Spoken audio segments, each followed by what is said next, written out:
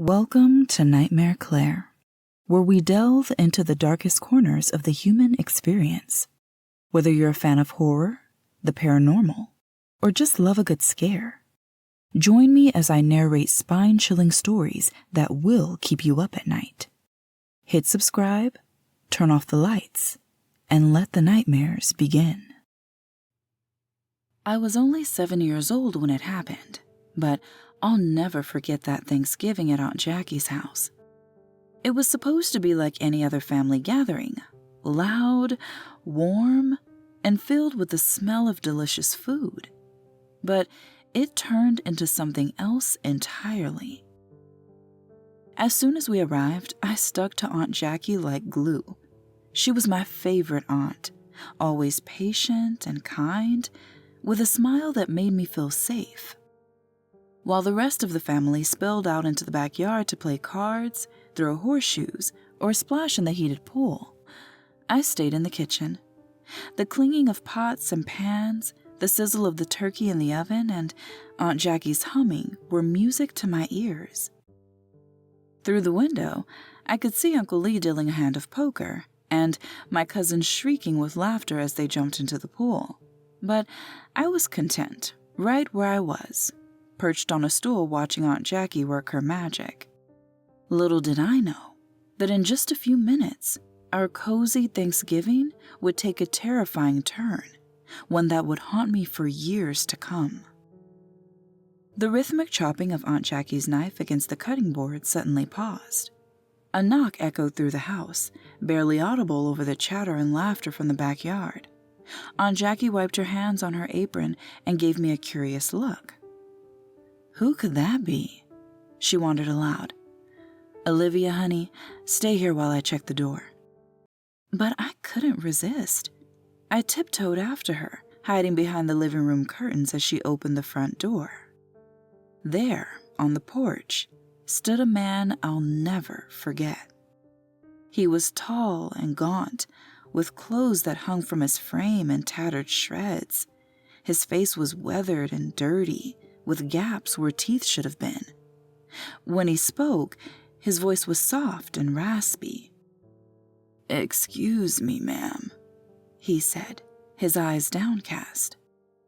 "I hate to bother you on a holiday, but I'm homeless and I haven't eaten in days. I smelled your cooking and, well, I was wondering if you might be able to spare a plate." I held my breath, hoping Aunt Jackie would send him away, but that wasn't her way. "Oh, you poor thing," she said, her voice full of compassion. "Of course we can feed you. Come on in." As the man stepped inside, his eyes met mine for a brief moment. A chill ran down my spine. I wanted to scream, to tell Aunt Jackie to make him leave, but the words stuck in my throat. Instead, I watched in silent fear as this stranger entered our safe, warm world, bringing with him a cold I couldn't quite explain. Aunt Jackie ushered the man into the kitchen, her voice warm and welcoming. I trailed behind, my heart pounding.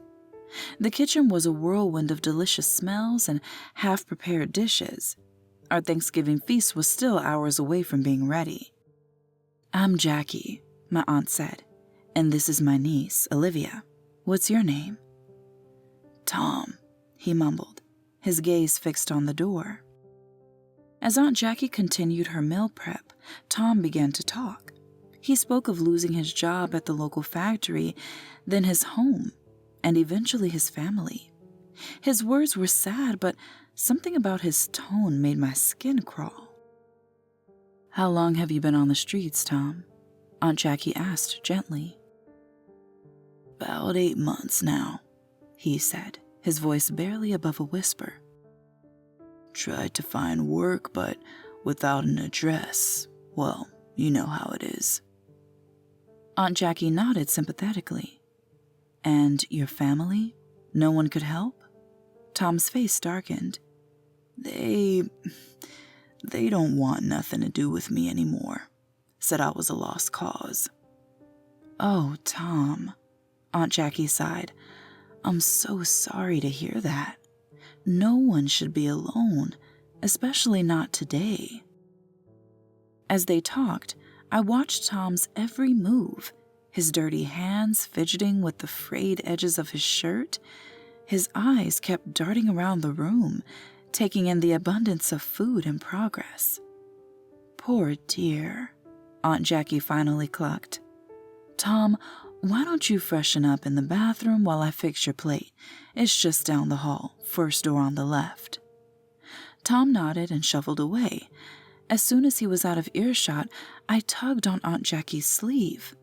Auntie, I whispered, I don't like him. He's scary. Aunt Jackie knelt down, her eyes level with mine.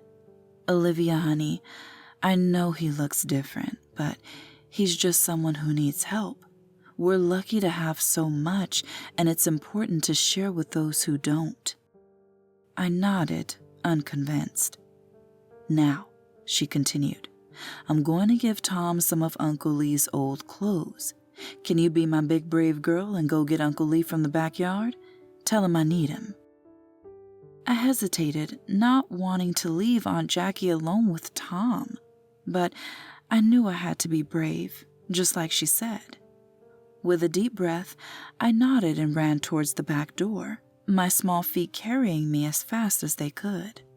Little did I know, that would be the last time I'd see Tom, at least the last time I'd see him alive.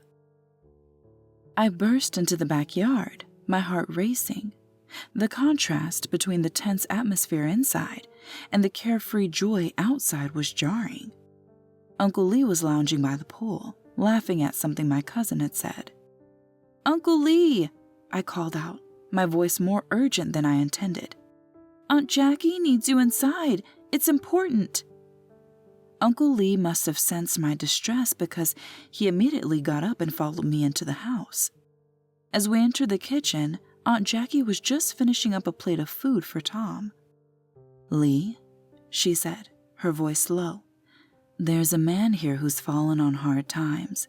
I've sent him to freshen up in the bathroom. Could you grab some of your old clothes for him? Uncle Lee nodded, a look of understanding crossing his face. This wasn't the first time Aunt Jackie had gone out of her way to help someone in need. I remembered countless times when we'd be out together, and she'd buy food for people standing outside grocery stores asking for help. Once, I even helped her pack backpacks full of essentials, toothbrushes, socks, granola bars, to hand out to people living on the streets. Aunt Jackie always said, everyone deserves kindness, Olivia. You never know what someone's going through. As Uncle Lee headed upstairs, I felt a mix of emotions. I was proud of my aunt's kindness, but I couldn't shake the unease I felt about Tom. Why did he make me so nervous when Aunt Jackie was just doing what she always did? Minutes ticked by, feeling like hours. Finally, Uncle Lee returned with a bundle of clothes. Jackie, he said, his brow furrowed. There's no one in the bathroom. Aunt Jackie's eyes widened. What? That can't be right. He just went in there a few minutes ago. We all moved toward the hallway. The bathroom door was slightly ajar. The room beyond, dark and silent. Uncle Lee pushed the door open fully, revealing an empty bathroom. It looked untouched, as if no one had been there at all. Maybe he went to another room, I suggested, my voice small, but even as I said it, I had a sickening feeling in my stomach. Something wasn't right. As we searched the house room by room, it became clear that Tom was gone. He wasn't in any of the bedrooms, the living room, or even hiding in a closet. The front door, with its telltale squeak, hadn't been opened, and he couldn't have gone through the back door. He would have to pass right by us in the kitchen. It was as if Tom had simply vanished into thin air. Aunt Jackie's face was full of confusion as she looked at the untouched plate of food on the counter. I don't understand, she mumbled. Where could he have gone? As the rest of the family started trickling in from the backyard, curious about the commotion, I couldn't shake the eerie feeling that had settled over me. I'd always thought Aunt Jackie's kindness was magical, but this was different. Something wasn't right, and I knew this Thanksgiving would be one I'd never forget. The days following Thanksgiving were strange. The festive mood had been dampened by Tom's mysterious disappearance, and I could tell it weighed heavily on Aunt Jackie's mind. She kept bringing it up, retelling the story to different relatives and friends who called or visited. "I just don't understand," she'd say, shaking her head. "He was there one minute and gone the next. It doesn't make any sense." I listened from the corner of the room, my stomach nodding every time I heard the story. The memory of Tom's gaunt face and raspy voice still gave me chills. Uncle Lee tried to reassure her. "Maybe he just got spooked and found a way out without us noticing," he suggested. But even he didn't sound convinced. The police had been called that night, but they couldn't find any evidence of Tom being in the house. No fingerprints in the bathroom, no sign of forced exit. It was as if he'd been a ghost. I overheard Aunt Jackie talking to my mom one evening. "I keep thinking," she said, her voice trembling slightly. "What if he needed more help than just a meal and some clothes? What if I could have done more?" That was just like Aunt Jackie, always worrying about others. But this time, her usual compassion seemed tinged with a hint of fear. As for me, I couldn't shake the feeling that something supernatural had happened. I'd lie awake at night wondering if Tom had been real at all. Was he a spirit? An angel in disguise? Or something more sinister? Then, about a week after Thanksgiving, everything changed. We were all gathered at Aunt Jackie's house again, trying to have a normal family dinner, when the evening news came on. The room fell silent as the anchor's voice filled the air. "In a tragic turn of events, police have identified the victim of last week's brutal murder at the downtown bus stop. The deceased, a homeless man named Tom Riker, was found bludgeoned to death on the morning of November 24th, just before Thanksgiving." A picture flashed on the screen, and I felt my blood run cold. It was Tom, the same man who had knocked on Aunt Jackie's door on Thanksgiving Day. The room erupted into chaos, but I couldn't hear anything over the roaring in my ears. How could Tom have been at our house on Thanksgiving if he had died the day before? As I looked at Aunt Jackie's pale, shocked face, I realized that our encounter with Tom had been more mysterious and terrifying than we could have ever imagined. The revelation about Tom's death shook our family to its core. For weeks, we grappled with the impossible. How could a man who died before Thanksgiving have appeared at our door that very day? Aunt Jackie was never quite the same after that. Her usual warmth remained, but there was a new caution in her eyes, a slight hesitation before opening the door to strangers. Yet, remarkably, her compassion never wavered. If anything, she became even more determined to help those in need, as if making up for the help she couldn't give Tom. As for me, that Thanksgiving changed everything. The world suddenly seemed bigger, more mysterious, and infinitely more complex than I'd ever imagined. I found myself looking at strangers differently, wondering about their stories, their struggles, and sometimes whether they were really there at all. Years have passed since that day, and I'm no longer the wide-eyed 7-year-old who hid behind the curtains. Every Thanksgiving as my family gathers and the aroma of Aunt Jackie's cooking fills the air, I can't help but think of Tom. Was he the lost soul seeking one last moment of kindness? A phantom conjured by holiday magic and my aunt's boundless compassion? Or something else entirely. I may never know the truth about what happened that day, but one thing is certain.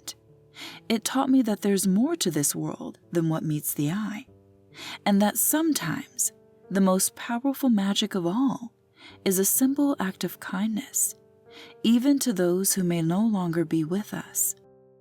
As I help Aunt Jackie in the kitchen now, a grown woman myself, I listen for that fateful knock on the door, and part of me wonders, hopes even, that someday we might get another chance to help Tom find peace.